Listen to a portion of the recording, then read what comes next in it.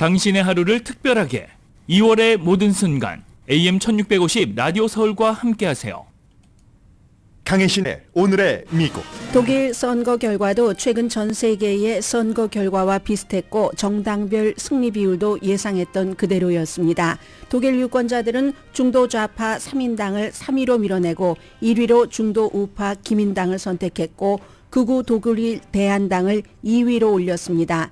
일론 머스크와 미국의 부통령은 극우 독일 대한당을 지지를 했습니다.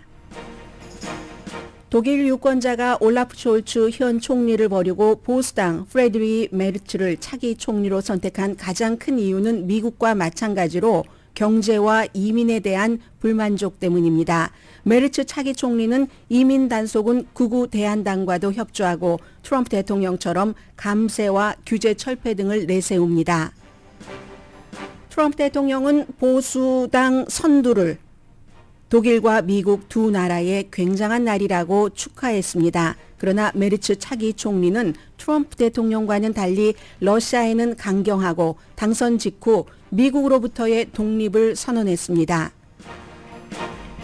우크라이나 대통령은 우크라이나의 나토 가입을 승인하면 대통령직에서 사임할 수 있고 안보 보장을 해주고 요구하면 희토류도 미국과 공유할 수밖에 없다고 밝혔습니다.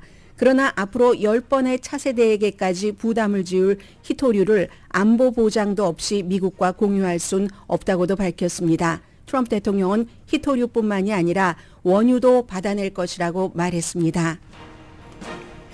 임마누엘 마크롱 프랑스 대통령이 지금 백악관에 있습니다. 트럼프 대통령과 점심을 먹고 우크라이나와 나토 등 여러 문제를 논의한 뒤 기자회견을 합니다.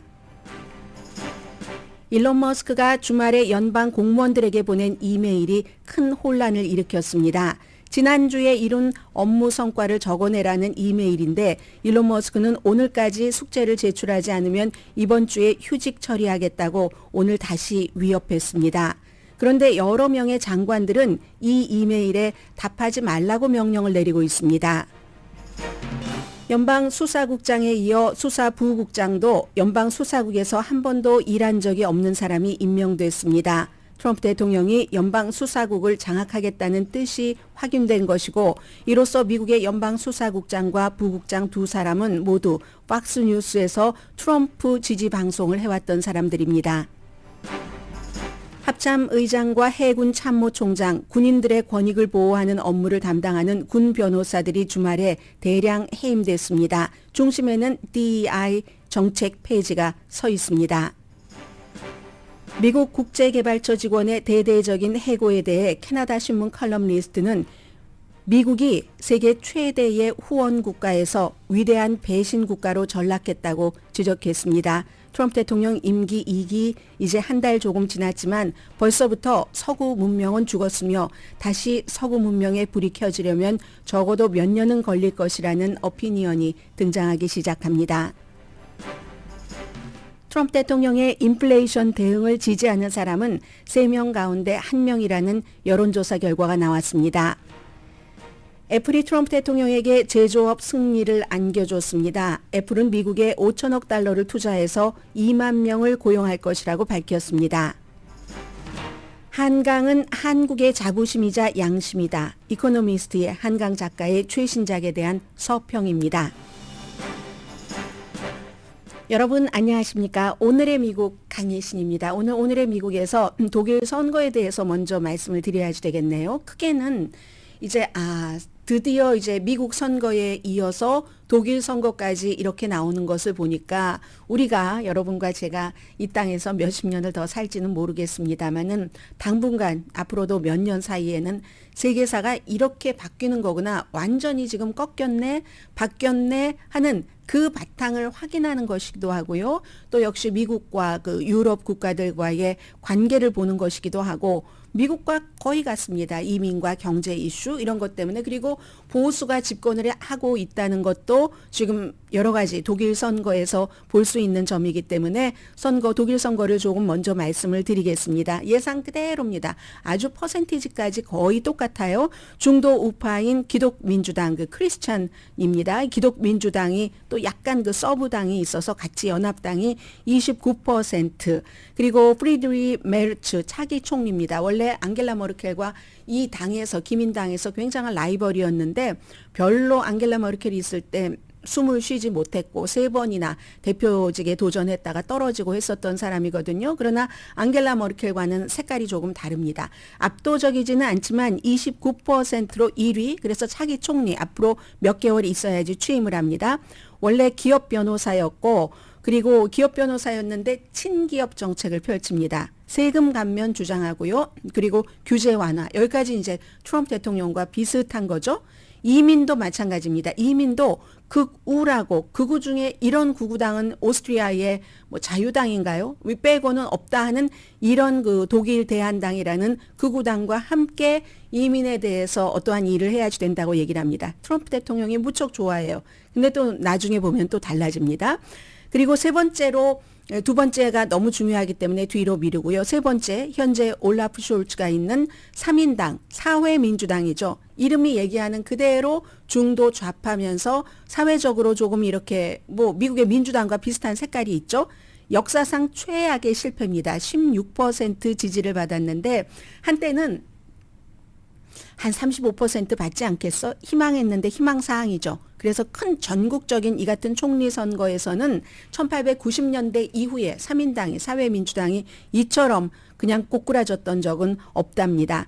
뭐 지정학적인 문제도 있지만 그 이유는 나중에 말씀드리고요. 그리고 이게 굉장히 중요하죠. 이번에 독일 선거에서 극우 정당인 독일 대한당 AFD가 21%로 3인당보다 독일하면 기민당 아니면 3인당이잖아요. 해서 둘이 연합 정권을 많이 하고 하는데 3인당보다도 더 많이 받았습니다. 21% 역대 최고의 득표율로 앞으로 이제 지금보다 그 의석을 2배 더 많이 갖게 됩니다. 이 독일의 독일 대한당은요, 나치의 승계자다. 이렇게 사람들이 표현을 합니다. 러시아에 굉장히 가깝고요. 일론 머스크와 JD 벤스 부통령이 이번에 유럽에 가서 열심히 거의 선거운동을 하다시피 뭐 미국 내에서도 그랬고 지지한 극우 독일 대한당입니다. 이민에 대해서 엄청나게 반대고요. 그에 비해서 이제 민족주의적인 성향이 무척 강한데 독일 대한당의 앨리스 바이델이라는 공동 이제 대표가 굉장히 주목됩니다. 여잔데요. 독일에서 안겔라 머르켈 이후에 가장 강력한 정치인이고 그리고 앞으로 이제 다음 총선에서는 본인이 총리가 될 것을 꿈꿉니다. 46살의 경제 전문가인데 골드만삭스에서 일했고요. 뭐 2029년이 되겠네요. 다음 꿈꾸고 있으니까. 연설 같은 것은 그다지 영감 있는 연설을 하지는 않는다는 평이거든요. 그런데 이것도 미국과 비슷합니다.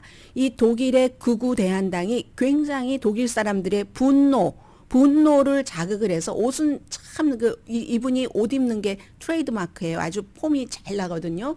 그래서 아주 단순하게 뭐 검은색의 뭐 터들넥이라든가 흰 셔츠를 많이 입고 행커치프만 꽂고 그러는데 아주 단순하고 심플하고 침착한데 말은 굉장히 선동적입니다.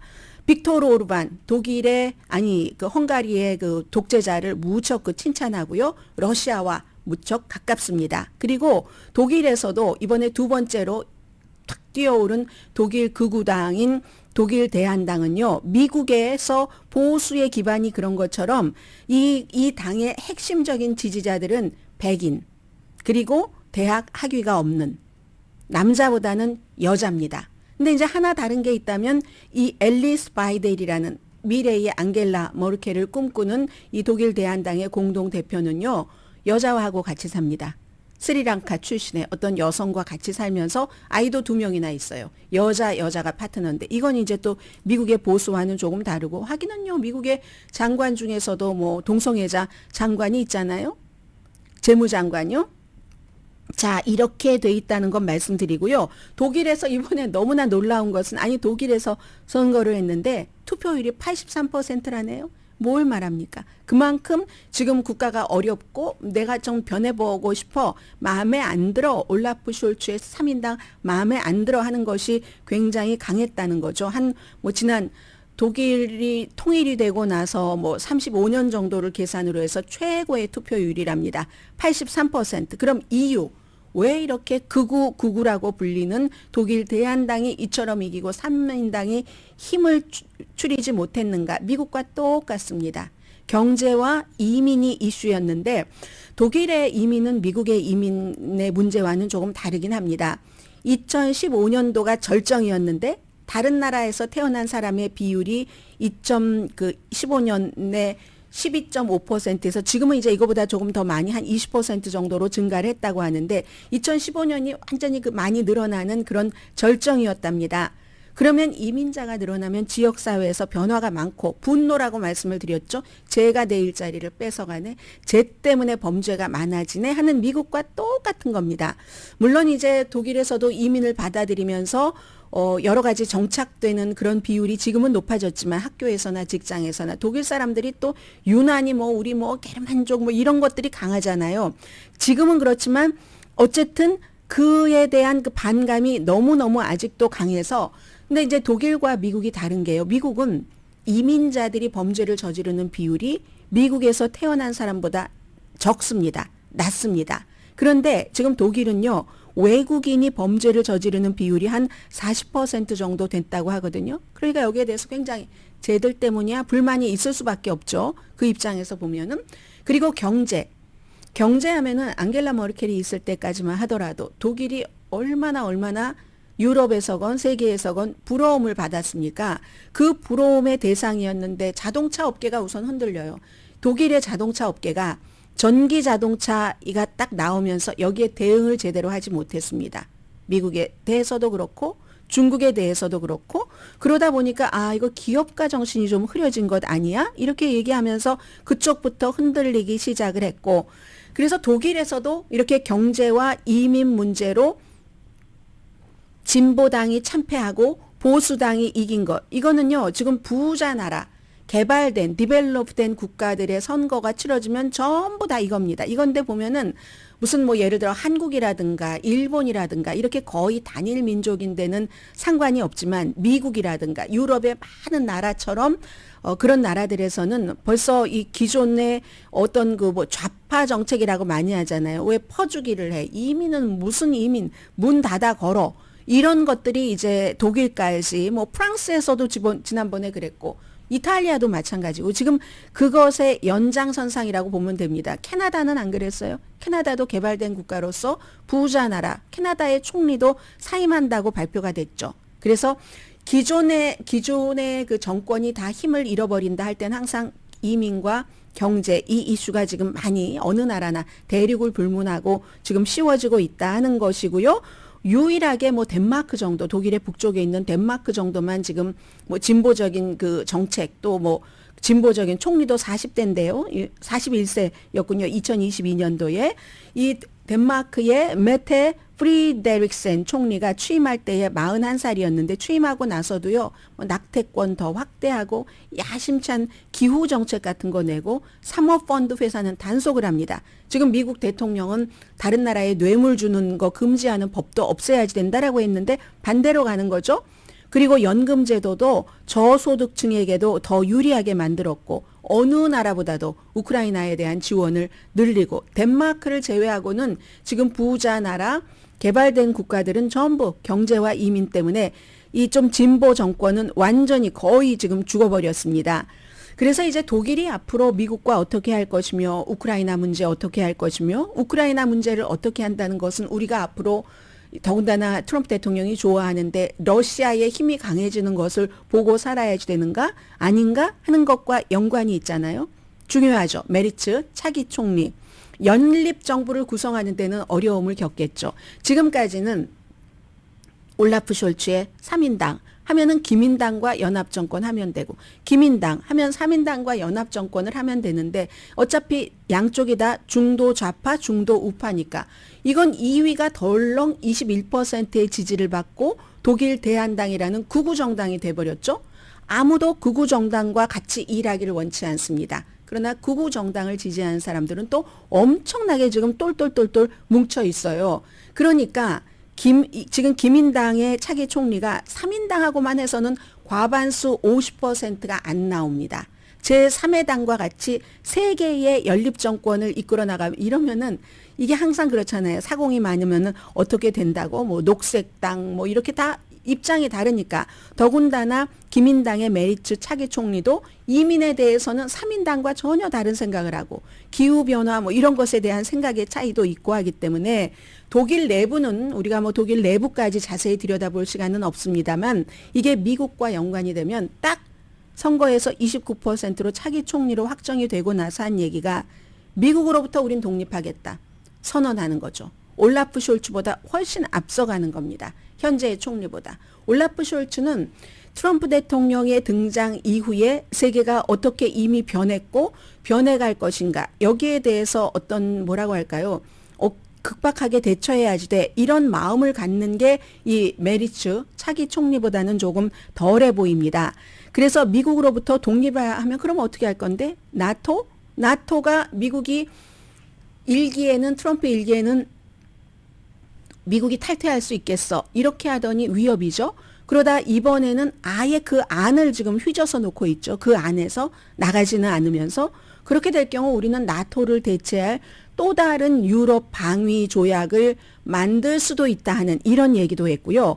그리고 미국으로부터 독립하기 위해 이 미국으로부터 독립한다는 것은 방위잖아요. 여러 가지 이유로 미국이 2차 대전 때 나치를 물리쳤고 나치를 물리친 그 미국이 지금 나치 정당이라고 불리는 이 독일의 그 극우 독일 대한당과 손을 잡고 그리고 이제 사실은 그 2차 대전이 끝나고 난 이후에는 구소련도 무너졌잖아요. 89년, 90년, 91년 무너졌기 때문에 구소련도 걱정할 필요가 없어졌는데 지금은 이제 미국이 구소련과도 손을 잡고 나치당과도 손을 잡고 하기 때문에 이것은 미국으로부터 독립을 해야지만 우리도 안전하다. 이걸 이제 절대적인 우선순위에다 놓는다고 했고요.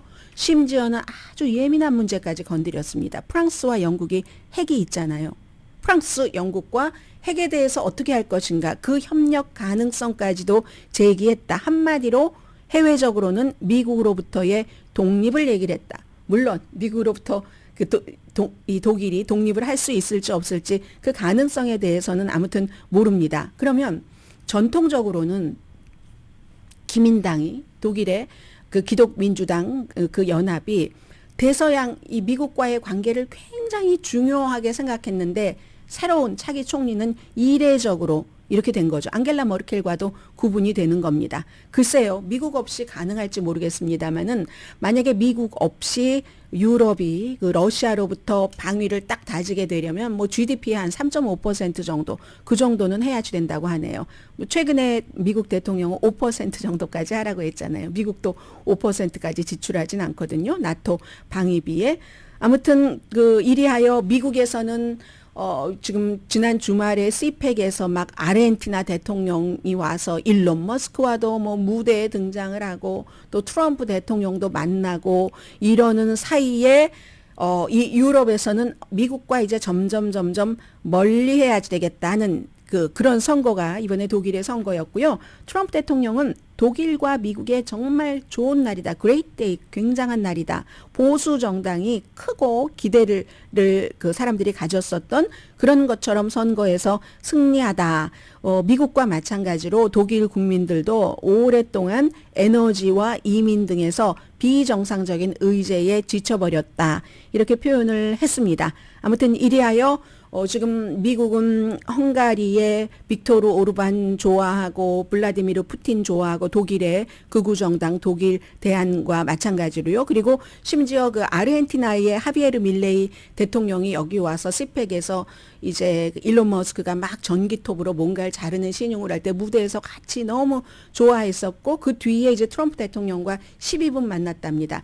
사진을 찍었는데 이 하비에르 밀레이 아르헨티나 대통령이 아르헨티나의 트럼프라고 불리잖아요. 트럼프 따라서 또 코인 밈은 왜 만들었습니까? 근데 미국 사람보다 아르헨티나 사람들이 더 민중 정신이 강한 것 같아요. 대통령이 그 밈을 만들어가지고 돈을 벌어보겠다고 하고 사기 의혹으로 지금 형사 기소되고 탄핵돼야지 돼 이런 얘기를 하고 있으니까 사람들이 야당 등에서 그러니까 미국으로 건너와서 일론 머스크와 같이 무대에 서고 트럼프가 나를 지지하고 있어. 이런 걸 이제 국민에게 사진으로 보여주고 싶어하는 이게 지금 미국의 모습이고 이런 미국에 대해서 서방 세계들은 점점 더 미국을 멀리하고 우리 자구책을 마련해야지 되겠다 하는 것이 강해지고 현실화되는 독일 정치로도 본 2025년 오늘의 세계입니다.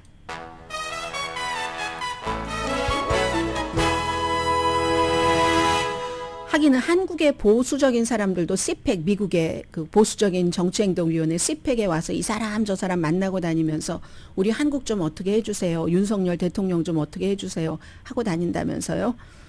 오늘의 미국은 전문가가 추천하는 이민법, 가정법 전문 제인정 종합법률사무소, 총 20억 달러 승소, 교통사고와 상해 전문 브라이언 타필라와 CG 변호사 그룹, 집용자 홈에퀴리 라인 업 크레딧, 급한 하드머니도 정말 쉽게 잘하는 융자나라, 세계 최초 AD와 인공지능 마사지 체어 디오스를 사이프러스 카후나 본사에서 체험하세요. 카후나 마사지 체어. 독립유공자 유일한 박사가 설립한 유한양행의 유한건강생활 3.1절을 맞아 천수단과 녹용 홍삼 제품을 하나 사면 하나 더 선물로 드리는 셀리온 공동후원입니다. 잠시 뒤에는 주말에 이메일을 받으셔서 깜짝 놀라셨을 겁니다. 연방 공무원이 한 230만 명 정도 된다고 하지만 가족까지 합치면 얼마나 많겠습니까? 적어도 1,000만 명 이상이 되겠죠.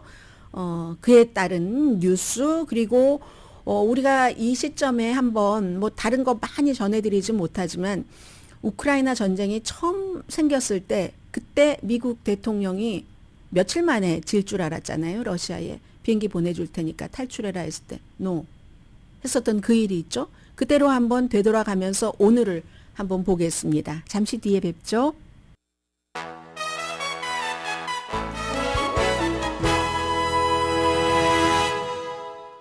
라디오 서울방송 오늘의 미국 듣고 계십니다. 네, 미국이 러시아, 벨라루스, 노스코리아, 수단 뭐 이런 것과 이제 함께 뭐 일을 하는 뭐 이런 내용들 지금 케이블 텔레비전에서 많이 얘기하고 있고요. 아무튼 국제 정책, 국제 또 사회의 여러 가지 변화 많이 일어나고 있습니다. 임마누엘 마크롱 대통령이 백악관에 도착을 했어요. 그래서 유럽 지도자들 원래는 영국 총리가 더 먼저 오기로 됐었죠. 그런데 임마누엘 마크롱이 막 서둘러서 영국 총리보다 내가 먼저 이 트럼프 대통령을 만나야지 된다.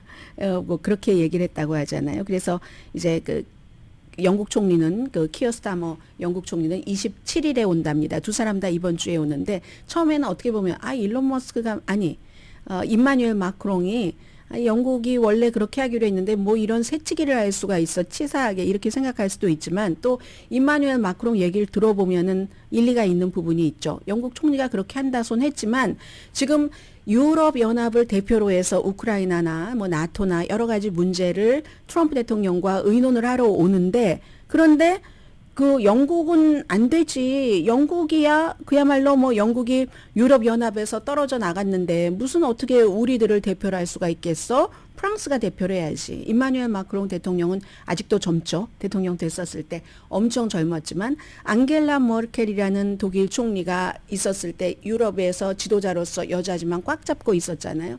과학자 출신에. 그런데 그 이후에는 임마누엘 마크롱이 물론 지금 많이 이 이민 문제라든가 여러 가지 극우 세력이 그야말로 막 창궐해서 힘이 많이 약해지기는 했지만 지금 그렇다고 영국 총리가 여기에 나설 건 아니지. 내가 나와야 돼. 뭐 이렇게 얘기를 했습니다.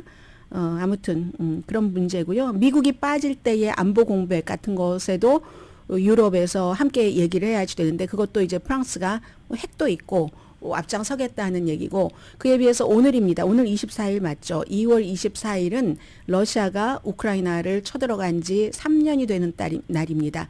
지난주에 트럼프 대통령이 주 초쯤에 전쟁은 젤렌스키가 일으켰어. 러시아가 일으킨 게 아니야. 이 말을 했다가 결국은 본인이 아무 말이나 하고 사람들이 결국은 이렇게 따지고 이렇게 해보면 그럴 수도 있어 저럴 수도 있어라고 생각을 하기도 해요. 또 어떤 때는 막 엉켜서. 근데 이건 너무 심했다 싶었는지 백악관에서도 그 뒤에 좀 수습하려고 애를 썼고요. 젤렌스키가 어떻게 러시아를 쳐들어갔습니까?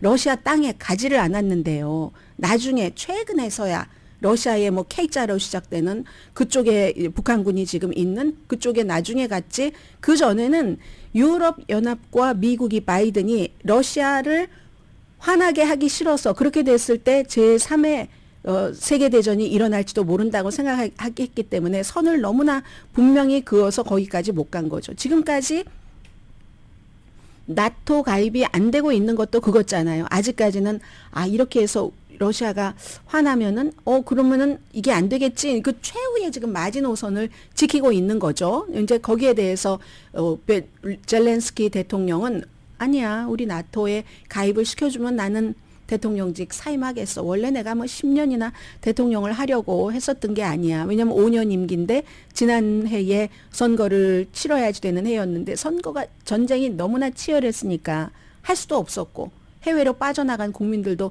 몇백만 명, 800만 명 적어도 되는데 그 사람들은 다 어떻게 선거를 치를 것이며 등등 이런 문제가 막 얽혀 있는 상황에 지금 이제 백악관을 임마누엘 마크롱 대통령이 온 거고요. 그리고 어쨌든 그 나토에 가입하면은 대통령직은 사임한다. 이 얘기를 하면서 유럽의 지도자들은 지금 우크라이나 키우에 가 있습니다. 3주년이잖아요. 전쟁이 시작된 지 가서 일일이 이제 꽃을 바치고 숨진 사람이 너무 많아서 뭐 무덤도 아니잖아요. 꽃을 다 바치고 젤렌스키 대통령은 3년 동안의 저항 3년 동안의 우크라이나인들의 절대적인 영웅적인 행위가 많았다. 이런 것들을 무척 강조했고요. 또 미국 대통령이 앞으로 또 미국이 만약에 우크라이나를 군사적으로 지원한다면 1달러 지원할 때마다 2달러를 갚으라고 요구했답니다. 젤렌스키 대통령이 한 얘기예요. 그런 얘기를 했고 그리고 지난 3년 동안 우크라이나에 준 그런 원조의 대가로 이건 뭐 군사적인 거, 인도적인 거 다 합쳐서예요. 이번에 국제개발처에서도 국제개발처를 없애면서 우크라이나에 대한 지원이 가장 많았으니까 다 빠졌죠. 그 대가로 5천억 달러를 일단 요구하는데 이게 히토류 5천억 달러 규모 정도 된다는 건데 그럼 한 4배 이상을 요구를 한다는 겁니다. 한국은 너무 잘 알아요. 이 내용을 한국에 대해서 방위금 분담금을 늘 얘기를 하기 때문에 그것도 재무장관이 또 가서 3시간 시간 줄 테니까 여기다 사인하라. 이거 완전히 총구를 여기다 들이대고 하는 것이나 마찬가지잖아요. 안 했죠? 안 했더니 독재자다. 전쟁을 먼저 일으켰어. 이렇게 얘기를 했는데 그럼에도 불구하고 지금 보도가 막 엇갈리고 있거든요. 근데 이게 맞는 것 같습니다. 첫 번째는 나토에 가입하면 난 대통령직을 사임할 수 있다. 두 번째는 이게 우리의 안보 보장을 해준다면 원치 않아도 미국이 원하는 그 광물, 히토류를 미국과 공유할 수밖에 없을 수도 있다. 지금 당장 뭔가 미국의 지원을 받는 것이 좋으니까. 그런데 그럼에도 불구하고 우크라이나를 마치 우크라이나가 빚졌다는 뜻으로 채무를 받는 것과 같은 최종 합의 그런 거는 안 된다. 왜냐하면 미국이 우크라이나를 지원할 때는 다 미국의 이상이 우크라이나를 통해서 실현이 되기 때문에 지원했던 거지 괜히 자선 사업을 한 건 아니니까요. 그런데 안보 보장도 안 해주고 재무장관이 가지고 간 서류에는 우크라이나에 대한 안보 보장이 없었답니다. 그게 맞겠죠? 왜냐하면 부통령도 그렇게 얘기를 어슴푸레하게 했고 국방장관은 분명하게 유럽에 가서 얘기를 했으니까 전쟁이 끝나도 뭐 미국 평화군 안 하고 뭐 안보 보장 안 해준다고 국방장관이 말을 했었잖아요. 그럼 안보 보장이 없는 채 히토류를 어떻게 내놓을 수 있는가 뿐만이 아니라 다른 기반 시설에서 나오는 수입의 반을 미국에 넘겨야지 된다. 이렇게 써있답니다. 벼룩의 간 얘기가 나오죠. 지금 전쟁 중인 국가에 대해서. 자, 이렇게 얘기를 했는데 어쨌든 싫더라도 싫은 부분도 미국 없이는 안 될 수도 있으니까 나중에는 영 안 되면 포기하겠죠. 유럽과 어떤 일들이 어떻게 가느냐. 프랑스라든가 영국이라든가 다 지상군을 보낸다고 하니까. 그래서 미국의 요구를 따라야 할지도 몰라. 이거는 이제 울며 겨자 먹기를 얘기를 하는 거고, 그렇지만 아무런 보장 없이 우리의 10세대라고 했습니다. 앞으로 차세대, 그 다음에 또 third, fourth 이렇게 10세대가 나중에 계속 지불해야지 될 것을 내가 안보 보장 없이 서명을 하진 않을 것이다. 이건 뭐 대통령으로서 당연한 게 되겠죠. 그리고는 이런 사이에 러시아가 우크라이나를 향해서 지금까지보다 어느 때보다도 강하게 뭐 260 몇 번, 267대의 드론을 막 공격을 아주 전폭적인 공격을 했답니다. 3년 기념 행사를 치른 거예요. 젤렌스키 대통령이 독재자다라고 얘기를 하지만 젤렌스키 대통령이 처음에 딱 러시아가 우크라이나를 쳐들어갔을 때 미국의 바이든 대통령이 비행기 보낼 테니까 탈출해라. 어차피 지금 길이 없다.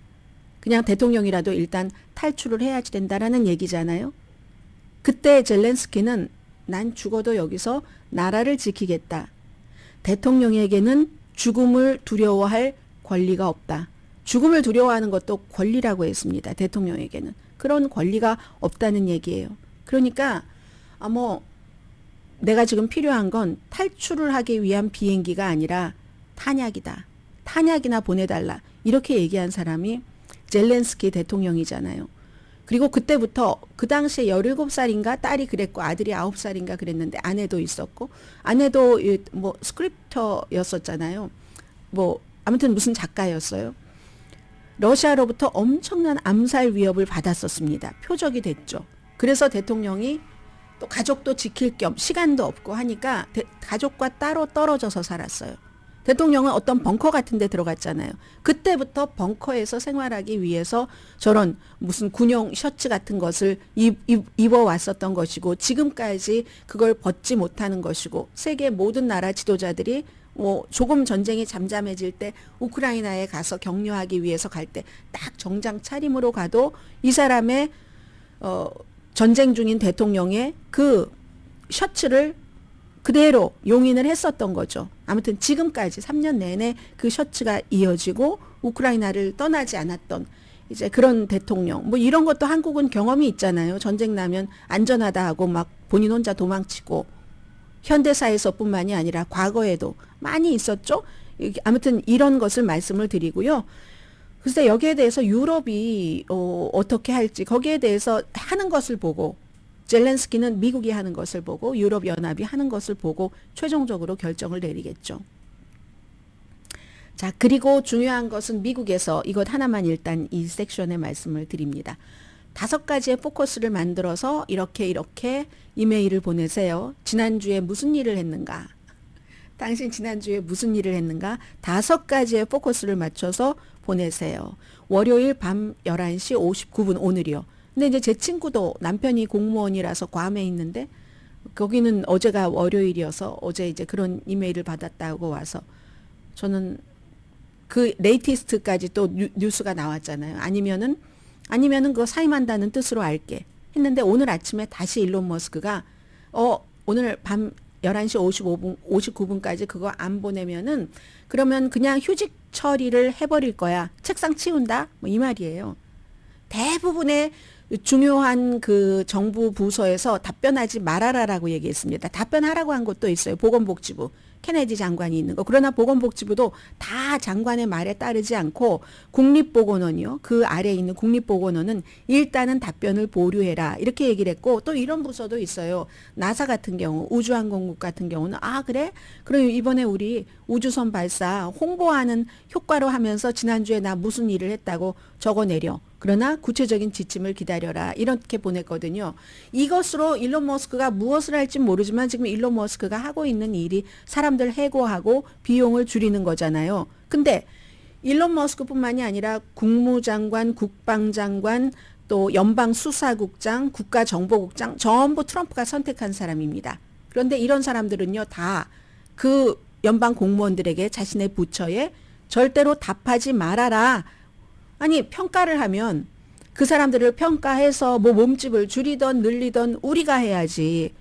왜 일론 머스크가 하지? 이런 뜻도 있고 또 하나는 연방 수사국 같은 데는 너무 기밀 서류 같은 거 기밀을 많이 갖고 있는데 그 사람들이 연방 공무원 내게 전부 보냈다고 해요. 그 사람들이 그럼 본인이 얘기한 기밀을 가장 중요한 것을 5가지를 적어서 일론 머스크에게 보내서 평가를 받아야지 돼요. 상식적으로도 이거는 상식이 아니잖아요. 너무 민감한 그런 것들. 그래서 다 트럼프의 충성파인데 뭐 일론 머스크까지 합쳐서 일론 머스크도 충성파죠. 대통령이 일론 머스크 일 잘하는데 조금 더 공격적으로 해야지 돼 하니까 yes sir 하고 몇 시간 만에 대통령의 뜻이다 하면서 그 같은 이메일을 보냈던 거잖아요. 피트 헥세스 국방장관, 마르코 루비오 국무장관. 사실 이 마르코 루비오 국무장관은 상원의원 때는 좀 사람들이 점잖기도 하고 근데 상원의원 때의 여러 가지 의견 이슈가 온데간데 없어지고 지금 트럼프 대통령의 명령에 복종하는 그런 그 거수기 비슷하게 지금 일을 하고 있어요. 국무장관으로서. 그리고 캐시 파텔 연방수사국장, 툴시 게벌드 국가정보국장. 이렇게 정보의 정자도 모르는 툴시 게벌시 같은 사람도 정보국에서 하는 일을 아니 일론 머스크에게 그걸 보고를 하라고? 그것도 일론 머스크가 보겠습니까? 19살, 23살짜리 아이들이 보겠죠?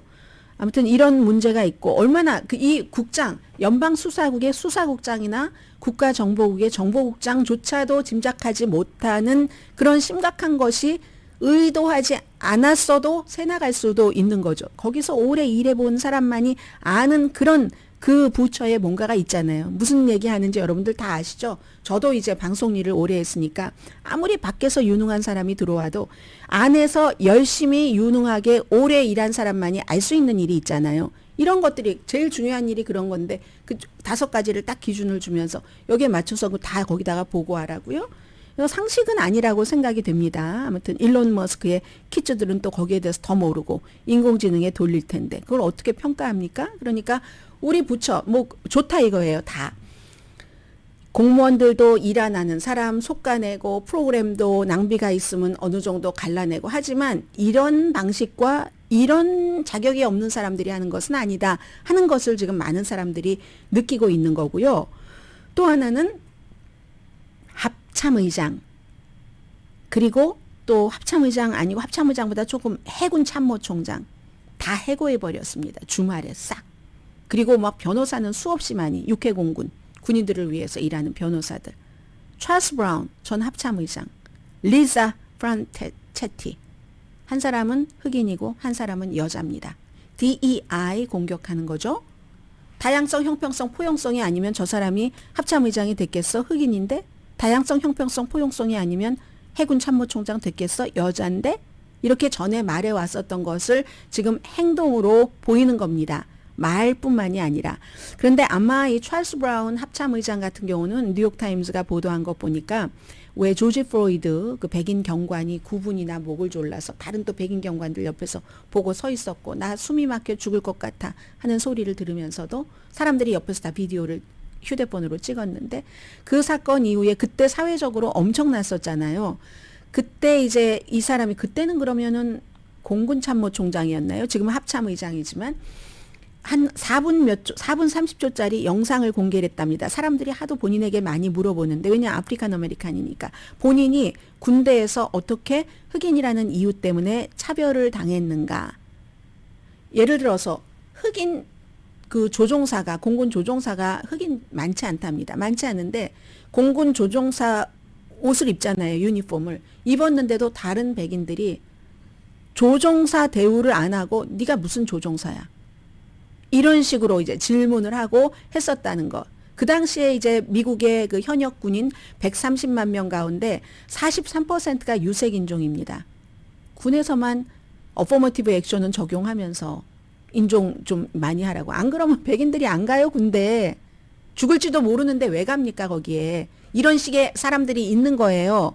어떤 사람들은 이유가 다 있죠. 국가를 너무 사랑해서 간다던가 소수인종은 가서 복무하고 나면 영주권이 빨리 나오고 시민권이 빨리 나오고 우리 집 가정 사정도 어려운데 뭐 GI 빌로 공부도 하고 등등의 이유가 너무 많을 겁니다. 그런데 어쨌든 43%가 유색인종이었는데도 불구하고 최고위층에서 결정을 내리는 군인은 거의 모두가 백인 남자였다. 이런 비디오를 냈기 때문에 그 비디오가 이번에 이렇게 해고당하는데 결정적인 이유였을 수 있다. 뭐 이런 얘기들도 지금 나오고 있고요. 연방 수사국장과 연방 부수사국장이 전부 팍스 출신의 연방 수사국 출신이 아닙니다. 뭐 수사국장은 캐시 파텔 너무너무 충성파고 이번에 주말에 막 이제 팍스 뉴스 텔레비전에 많이 보이는데요. 그 호스트였고 지금은 이제 팟캐스트 하고 있습니다. 댄 본지노라는 사람. 트럼프 지지 방송 엄청 했고요. 선거 캠페인 때. 전에 비밀 경호원이었어요. 그래서 좀 이제 사람이 강해 보이고 막 문신도 많고 하죠. 국방장관과 마찬가지로. 그리고 뉴욕에서 경찰도 지냈고. 그러나 수사국에서 정보를 다뤄본 적은 없는 사람입니다. FBI 배경이 없는 첫 번째 부국장입니다. 어떤 때는요. 국장 같은 경우는 뭐 판사 이런 일을 오래 하고 정보에서 다른 연방 수사국은 아니지만 정보를 많이 다룬 그 분야의 경험이 있는 사람이 연방 수사국장으로 간 적은 있어요. 그러나 지금 이번처럼 그 캐시 파텔처럼 캐시 파텔도 검사였었죠. 그리고 팍스에서 트럼프 대통령을 지금 부국장과 마찬가지로 열심히 옹호했었던 이런 사람처럼 어떤 정보의 이 분야에서 일하지 않고 이렇게 만약에 국장이 그렇게 됐을 경우는 부국장이라도 그 내부에서 줘야지 내부의 시스템을 몸에다가 다 새겨놓은 사람이잖아요. 둘 다 연방수사국 굉장히 중요하죠. 연방수사국장과 연방수사부국장이 두 사람이 다 동시에 FBI 출신이 아닌 적은 이번이 처음입니다. 이건 뭘 말하느냐. 그 분야 FBI가 얼마나 중요하게 정보를 수집하고 일하느냐 아니냐가 중요한 게 아니라 트럼프 대통령이 나에 대해서 충성을 하느냐 안 하느냐. 그리고 FBI 연방수사국도 내가 접수하겠어. 그러니까 모르는 사람 두는 거죠. 그게 이제 그 중요한 문제다라고 보시면 될 것 같고요. 연방수사국장은 또 마약 알코올 단속국 그 국의 국장까지도 겸임을 시키고 있습니다. 보니까 CPEC에서는 뭐 트럼프 대통령 3선 프로젝트 막 이런 그 무슨 뭐 그런 그 어떤 조직이 있어서 막 무슨 뭐죠 뭐 현수막 비슷한 것도 걸어놓고 그러니까 이제 어떤 사람은 머린 다우드 같은 뉴욕타임스 칼럼니스트 같은 사람은 시저 뭐 2.0 실패하라 뭐 이런 그 칼럼도 주말에 쓰고 했었어요. 뭐 트럼프 대통령도 약간씩 본인의 3선에 대해서 언급을 합니다. 잠시 뒤에 뵙겠습니다.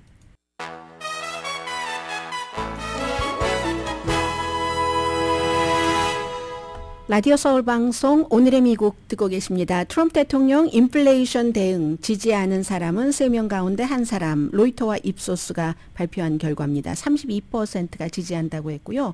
그리고 선거 전에는 그 같은 그 여론조사 기구에서 해본 결과 58%가 이 인플레이션 때문에 투표를 하는데 트럼프에게 투표한다 뭐 이런 얘기를 많이 했었는데 최근에는 트럼프 대통령이 인플레이션에 대해서 거리를 두고 방안이 없으니까 바이든 잘못이 아마 계속 이런 얘기를 하고 있잖아요. 그리고 이제 바이든 잘못으로 된 거지 내가 대통령 된 지 뭐 몇 주일 안 됐는데 그 말 맞습니다. 맞는데 이번에 이 인플레이션 같은 것은 기대의 심리, 소비자 기대의 심리에 따라서도 많이 좌우되고 오늘도 주식시장 새벽에 엉망진창이었어요. 금요일에도 굉장히 하락세였었고 사람들이 관세도 있고 세금 감면 감세와 관세 때문에 물건가 앞으로 올라갈 거야 이런 생각들도 하니까 사실은 트럼프 이펙트가 있는 거죠. 그리고 다른 것으로는 65% 트럼프가 멕시코만을 걸프 오브 아메리카로 바꾼 것에 반대하고 68%는 미국이 가자 점령하고 팔레스타인 이주시켜야 한다는 것 이것도 반대합니다. 53% 억만장자 일론 머스크가 연방 지출을 삭감하는 태스크포스에서 칼을 휘두른다. 여기도 반대랍니다. 그래서 걸프 오브 아메리카로 하는 거 여기는 이제 AP통신이 오히려 백악관을 지금 표현의 자유 위배다하고 고소를 했고요. 미국이 가자지구 점령한다. 여기에 대해서는 이제 약육강식, 제국주의 이런 얘기들 엄청 많이 나옵니다. 로이터와 입소스가 2월 13일부터 18일까지 4,145명을 대상으로 했고 오차 범위는 2%포인트입니다. 애플을 말씀드리면 애플은 트럼프에게 승리를 안겨줬습니다. 지난주 목요일에 팀 쿡 CEO가 백악관에서 대통령을 만났다고 하는데 앞으로 4년 동안 미국에 5천억 달러를 투자를 해서 한 2만 명 새로운 일자리 만들어낸다. 2만 개. 근데 이제 새로운 일자리는요, 연구 개발이라든가 뭐 실리콘 엔지니어링, 소프트웨어 개발, 인공지능, 머신러닝이요. 머신러닝에 집중될 거다 해서 미국에서 칩과 서버 제조를 늘리고, 그래서 이제 뭐 여러 가지 뭐 학생들을 위한 기술 개발 뭐 이런 거 한대요. 뭐 역대 최대 규모의 지출이다. 그렇죠. 역대 최대 규모죠. 그래서 트럼프 대통령이 얘기하는 미국을 다시 제조업 뭐 이런 거 하는 거죠. 근데 4년 전에도 했어요. 4년 전에도 이번이 역대 최대인데 5천억 달러니까 그때는 4년 전에는 5년 동안 4,300억 달러 해서 2만 개 일자리 뭐 거의 만들었을걸요. 이제 앞으로 그러면은 애플이 어디에 투자하느냐. 텍사스 휴스턴 근처에 인공지능 그 서버 제조 공장 들어서고요. 미시건 디트로이트에도 애플 뭐가 생긴답니다. 캘리포니아주 LA 카운티 엔터테인먼트 지역이죠. 컬버시티에도 최첨단 캠퍼스를 건설하고 샌디에고에도 무슨 한 4천 명 정도 팀이 머물 그럴 곳이 있다고 하고 애리조나, 워싱턴주 이런데 이제 많이 늘어나는가 봅니다. 그리고 오레곤주, 애리조나, 네바다, 노스캐롤라이나, 레드 스테이트도 많이 들어가네요. 자, 이런 내용들 있고요. 잠시 뒤에 뵐까요? 시간이 많이 지나서요. 아유, 어쩜 좋죠. 캐나다에서 발행되는 신문에 그 칼럼도 소개를 해드려야지 되는데 못 해드리고요. 미국이 세계 최고의 어떤 다른 나라에 기부하고 하는 그런 후원자에서 배신자가 됐다. 이런 얘기도 있고, 한강의 책, 제가 영어를 한국말로 번역을 해서요. 미처 한국을 찾아보지 못했는데, 우리는 헤어지지 않는다가 굉장히 호평을 받았는데, 여기까지만 하고 다시요. 강혜신이었습니다.